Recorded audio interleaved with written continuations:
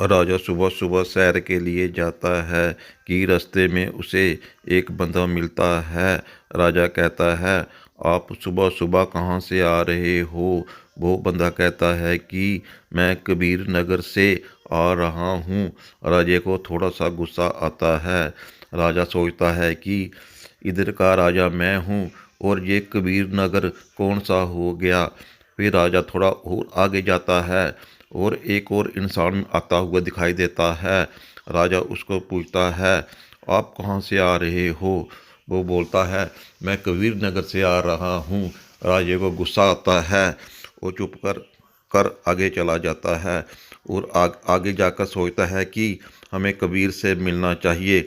वो किसी को पूछता है कि इधर कबीर कहाँ रहता है। वो कहते हैं कि वो कबीर की कुटिया। राजा कबीर की कुटिया के अंदर चला जाता है। कबीर बड़ा खुश होता है। वो कहते हैं कि राजा साहब आए हैं। अपनी पत्नी लोई को कहते हैं कि राजे के लिए खीर बनाओ, एक पतीले में दूध डालो। दूध डालती है, बोलती इसमें, कबीर साहब कहते हैं इसमें चावल डालो। वो लोई चावल भी डालती है। फिर कबीर साहब कहते हैं कि इसमें चीनी डालो। लोई चीनी भी डालती है। फिर कहते हैं, कबीर साहब कहते हैं कि इसमें 250 ग्राम लाल मिर्च डालो। और वो डालती है और कहते हैं कि इसमें 250 ग्राम नमक डालो। वो माई लोई कहती है कि अब डाल दूँ? बोलते हाँ अब डाल दो। जब वो खीर लाती है और राजे को देती है, राजा नहीं खाता है और कबीर साहब को देती है। कबीर साहब ने अंतर्दृष्टि से खीर को ठीक कर दिया और खा लिया।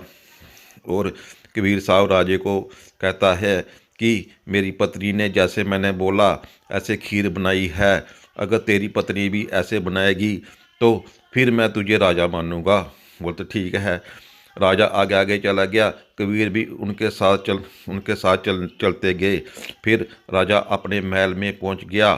वो राजा अपनी पत्नी को कहता है कि कबीर साहब के लिए खीर बनानी है। आप ऐसा करो, एक पतीला लो, उसको दूध से भर दो। राजे की पत्नी पतीले में दूध डाल देती है। फिर राजा कहता है इसमें चावल डालो। वो चावल भी डालती है। फिर कहता है इसमें चीनी डालो। वो चीनी भी डालती है। फिर बोलती है खीर तैयार है, अब लाऊं?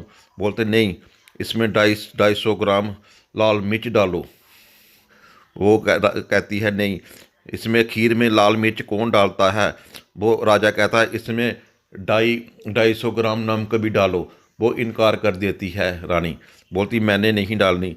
अगर कोई सुनेगा